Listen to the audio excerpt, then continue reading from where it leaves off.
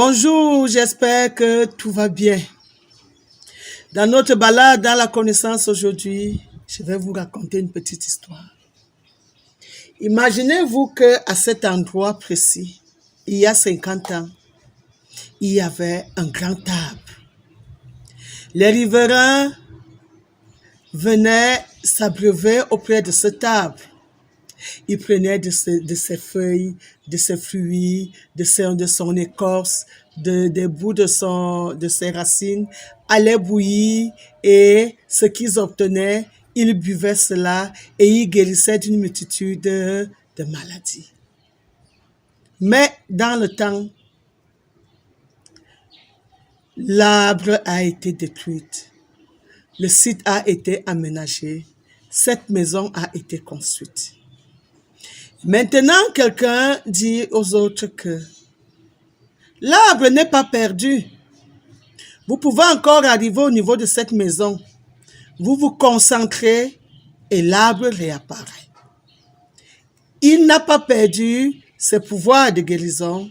L'arbre là vous guérira. C'est ainsi que beaucoup font appel au spectre. Qu'est-ce que j'appelle spectre? Les spectres sont des apparitions fantomatiques, irréelles, mythiques même, des ombres des vies antérieures. Mais ce que vous oubliez, c'est que entre l'arbre qu'on venait cueillir, toutes ses composantes, et l'arbre qui apparaît et qui disparaît, les données ne sont plus les mêmes. L'arbre qui apparaît et qui disparaît n'est plus planté sur le même site. C'est ainsi que la vie étant linéaire, poursuivant le temps, il y a des notions. Il y a des notions comme la réincarnation. La réincarnation qui est l'incarnation dans un nouveau corps d'une âme qui avait été unie à un autre corps. D'autres peuvent dire que la réincarnation est une migration de l'âme qui, au moment de la mort, passe dans un autre corps. La réincarnation est un fait de la nature, comme la gravité, comme la lumière, comme le son.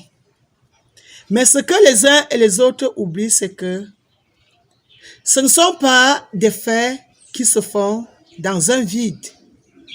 Il y a une main qui est derrière la réincarnation. Ça veut dire que c'est elle qui ordonne, quelle est l'âme qui réincarne ou quelle est l'âme qui ne réincarne pas. Et c'est ainsi que quand beaucoup d'entre vous vous perdez dans la notion de vous entrer en contact avec des spectres du monde passé, vous êtes en train d'annuler les réalités du monde présent. Le monde passé avait ses réalités. Le monde présent a ses réalités. Que les êtres, si donc vous êtes en train de courir derrière les réincarnations des âmes du passé, il faut bien que vous ayez des informations suffisantes pour ce type de réalité.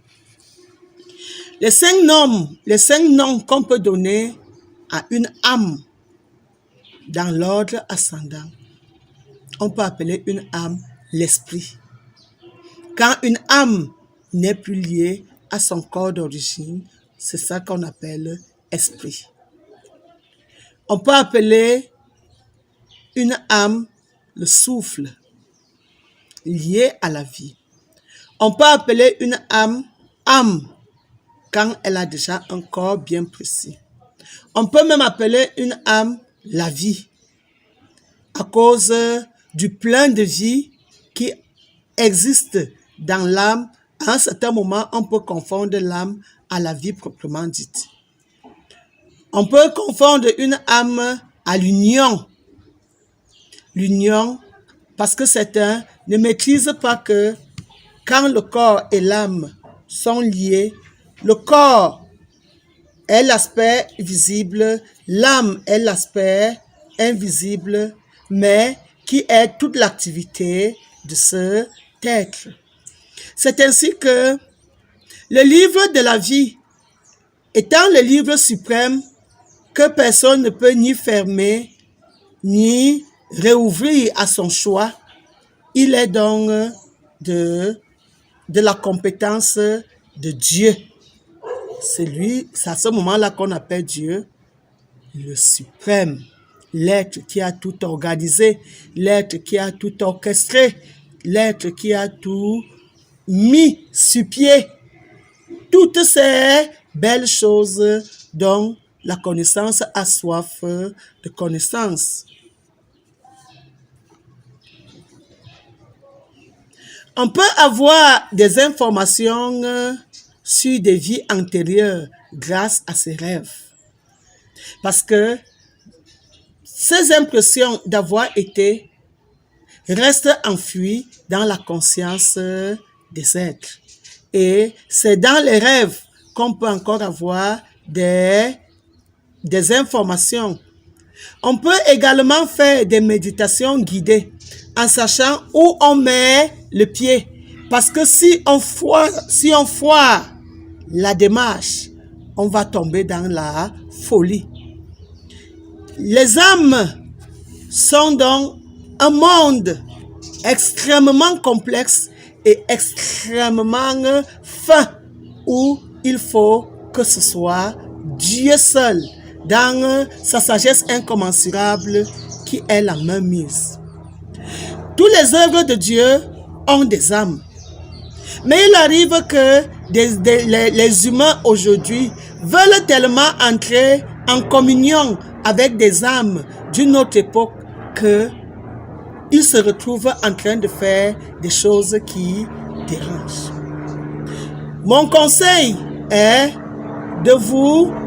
d'avoir une relation très harmonieuse avec le Dieu qui nous créa. Parce que Dieu, qui est resté éternel, est la seule mémoire qui ne s'est jamais éteinte. La mémoire qui ne s'est jamais éteinte, qui est restée linéaire dans le temps et qui est le temps, a enregistré toutes les données de tout ce que vous voulez connaître dans le passé. S'amuser à entrer en contact avec des spectres, c'est ça qui vous a rendu fou dans ce monde nouveau. Dieu détient l'information que vous êtes en train de chercher.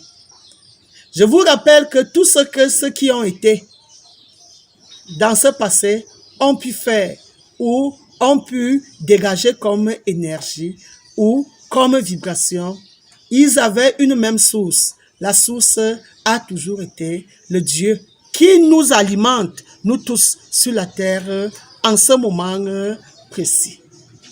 Parce que quand vous cherchez à entrer en contact avec des spectres, les spectres que je vous ai dit tout à l'heure que les spectres sont des apparitions qui peuvent même être effrayantes d'un mort. Alors, l'histoire de Jésus que vous êtes en train de nuire votre équilibre sur la terre aujourd'hui est l'histoire d'un spectre. Et justement, comme les spectres sont dans ces apparitions effrayantes, le monde aujourd'hui passe le temps à suivre des spectres. Tel a apparu à gauche, tel a apparu à droite, tel a apparu dans telle zone, tel a apparu, et ces différentes apparitions font que émeut des foules.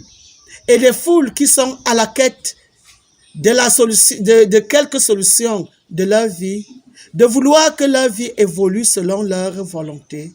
Ils n'ont pas compris qu'ils sont les œuvres d'un Dieu et que c'est tel que Dieu, lui, qui connaît la motivation première, qui a voulu que votre présence soit sur cette terre, lui seul connaît ce qu'il faut pour que les uns et les autres puissent avancer.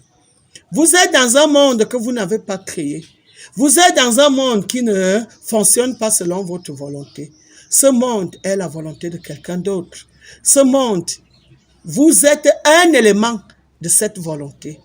Vous gagnez plutôt à mieux connaître le Dieu qui vous a créé, avoir une relation normale avec lui, que d'être à la poursuite des spectres qui descendent d'un lieu à l'autre, justement pour confondre les âmes faibles.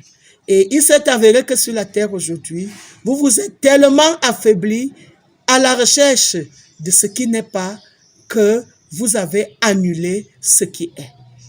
Je voudrais vous rappeler que c'est moi et vous qui sommes la réalité de cet instant. N'annulons pas notre moment sur la terre en cherchant à nous abreuver de ce qui était. Est-ce que vous êtes même conscient que c'est nous d'aujourd'hui-ci qui sommes les ancêtres du futur? Et que, en tant qu'ancêtres du futur, si nous annulons notre présence en nous fondant dans les spectres du passé, nous n'aurons pas fait un travail noble pour aider les générations futures à puiser également dans ce que nous allons leur apporter. Regardez à peu près dans le règne végétal comment eux ils sont organisés et polis. Les générations qui sont présentes puisent tout ce qui était dans la graine et absorbent maintenant leur réalité pour donner les fruits au présent. Ce que vous avez absorbé des générations antérieures doit vous permettre de continuer à vous assagir dans les régions d'aujourd'hui. Je peux définir une vie antérieure comme un espace-temps que nous avons vécu avant notre vie présente, selon notre regard humain et notre conscience dans le temps linéaire. D'après le principe de la réincarnation, l'âme survit à la mort et revient se réincarner dans un autre corps physique afin de progresser en sagesse et en connaissance. Ces sagesses et connaissances qui vont être utiles au présent et au futur. C'est ainsi que le futur est censé être meilleur que le présent et le présent meilleur que le passé. Arrêtez de croire que le passé était meilleur en d'autres choses. Donnons la chance à ce présent d'être vraiment riche et que notre futur soit bien engraissé pour le meilleur qui est toujours au futur. Oui, Maman Bouquet, je viens encore d'être avec vous pour quelques instants.